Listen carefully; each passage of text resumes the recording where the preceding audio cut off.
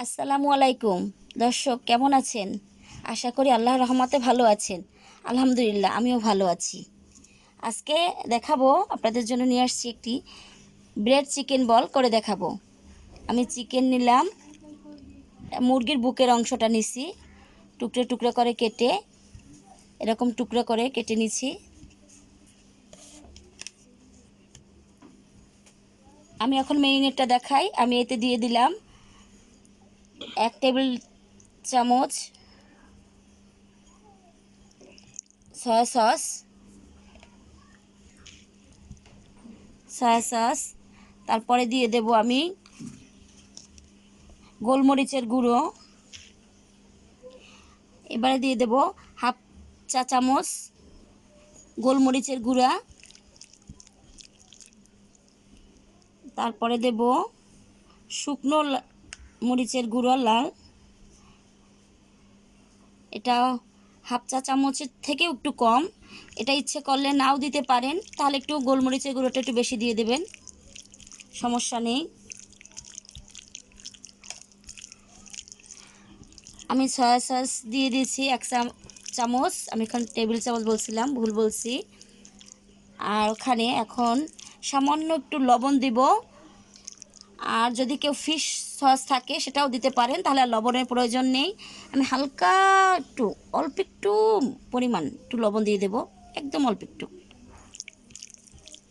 এখন ম্যারিনেট করে নিই। এবারে আমি দিয়ে দেব একটি ডিম।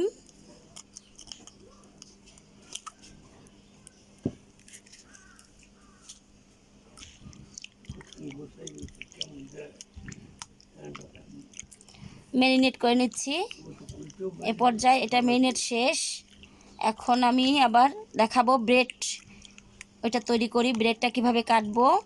এটা এখন এভাবে থাকুক রেস্টে কিছু সময়, আমি অন্যদিকে আরটা তৈরি করি, সেইটা দেখাবো। দর্শক, আমি এক এক করে এই পাউরুটির এইগুলা পাশগুলা কেটে নিলাম। এভাবে করে সবগুলো কেটে নিছি। আমি প্রায় 6 পিসের মতো নিছি। এই যে কাটাগুলো রাখছি, আমি এখন এগুলা ছোট ছোট করে কেটে নেব। সবগুলো আমি 6 পিস নিছি, যার যেরকম প্রয়োজন হবে সেইভাবে নেবেন। সেটা রুটির উপর নির্ভর করে, কোনো সময় রুটির পিস ছোট হতে পারে, কোনোটা বড় হতে পারে, সেটা নিজেদের প্রয়োজন অনুসারে নেবেন। এরকম করে কেটে আমি সবগুলো কেটে নিচ্ছি। দর্শক, আমি এক এক করে আমার সবগুলো কেটে নিয়েছি এভাবে করে। আর এই যে সাইডগুলো, এগুলো ফেলে দিবেন না, এগুলো আমরা করে ব্রেড ক্রাম্ব হিসাবেও কিন্তু রেখে দিতে পারি করে। এই যে এগুলো ফেলানোর দরকার নেই, এগুলো আমাদের ব্রেড ক্রাম্বের কাজ করবে। এখন আমি এইগুলো পিসগুলোকে কিউব কিউব করে কেটে নেব।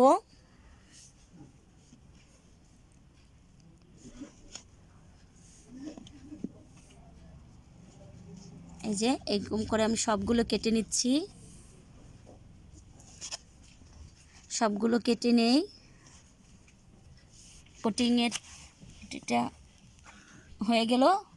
এবার আমি ময়দার কোটিংয়ের এটা করে নিই। আমি এখানে নিয়ে নিলাম ½ কাপ ময়দা, তার সাথে নিয়ে নিলাম একদম চিমটি পরিমাণ লবণ, ½ চামচ গোলমরিচের গুঁড়া।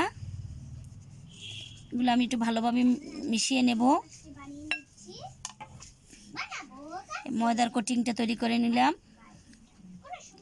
এবারে আমি মাংসগুলোকে ডিমে চুবিয়ে নেব এক এক করে। এই যে আমি এক এক করে এক এক পিস নিয়ে আসলাম, নিয়ে এসে ময়দায় মাখিয়ে নেব। হাতে করে ময়দার কোটিংটা করে নিলাম। এখন আমি এইদিকে আবার একটি ডিম ফেটিয়ে নিয়েছি, দেখো। এখন ময়দায় ভিজিয়ে নেব। এই যে এই যে তারপর আমি মানে রুটির কোটিংটা করে নেব। এই যে হাত দিয়ে ভালো করে চেপে চেপে, আমি 2 হাত ব্যবহার করলাম, একটু ভালো হয়। আমি আরও 1 পিস করে নিচ্ছি। দর্শক দেখুন, এই যে ময়দাটা কোটিং করে নিই। এখন আমি এই যে ডিমে চুপে নেব।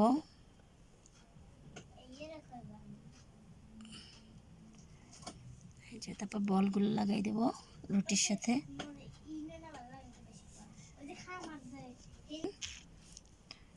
এই যে দেখুন আরেকটা করে নিলাম। এই যে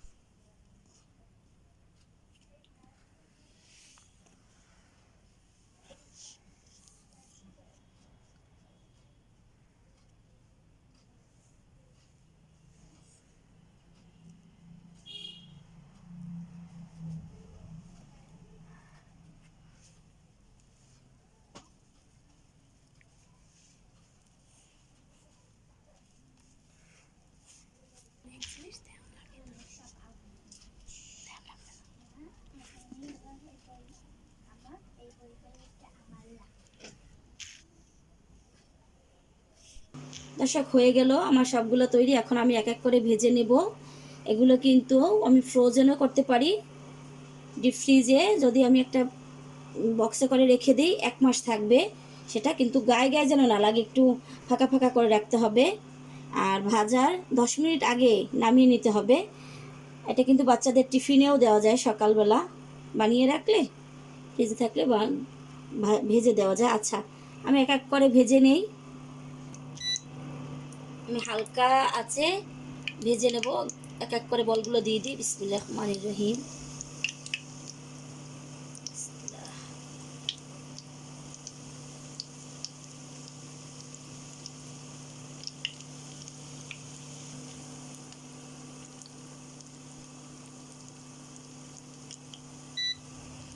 হালকা আছে ভেজে নেব, নয়তো ভিতরের মাংসটা সেদ্ধ হবে না, উপরটা পুড়ে যাবে।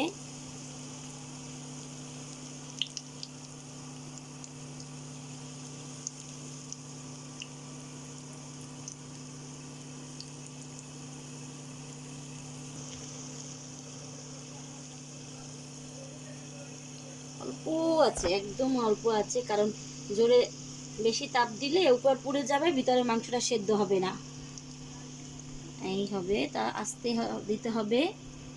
যদি এর থেকে কখনো একটি এই যে রুটির বল ছুটে যায়, তাহলে সেটা সাথে সাথে উঠিয়ে ফেলতে হবে, নয়তো এটা পুড়ে তলটা একদম লাল হয়ে যাবে। এই যে হচ্ছে, এই যে আটকে গেছে, এখন মাংসটা সেদ্ধ হবে।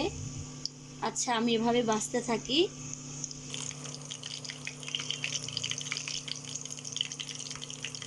সব দেখুন একদম লো আছে, কালারটা কিন্তু খুবই সুন্দর আসছে। আমি আমার এই যে ওভেনটার একদম লো 200 ভোল্টে দিয়ে দিছি, একদম লো ভোল্টে দিয়ে দিছি।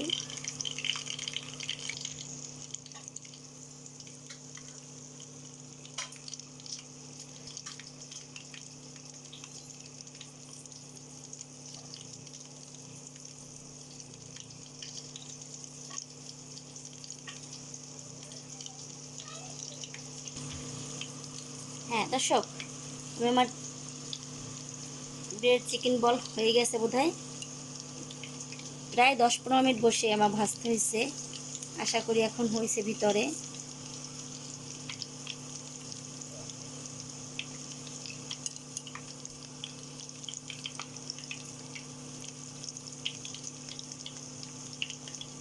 কালারটা তো খুবই সুন্দর হয়েছে।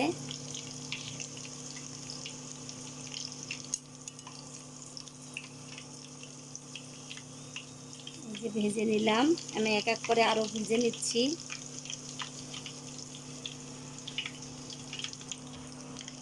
আমি আবার ভেজে নিচ্ছি কয়েকটা, নিগুন জালে নিতে হয় তো আমি আবার কয়েকটা দিয়ে দিলাম।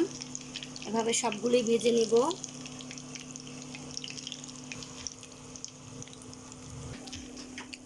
অনেক জায়গায় থুইল, চলো দর্শক, তৈরি হয়ে গেল আমার ব্রেড চিকেন বল। খুবই সহজেই তৈরি করা যায়, খেতেও মজা।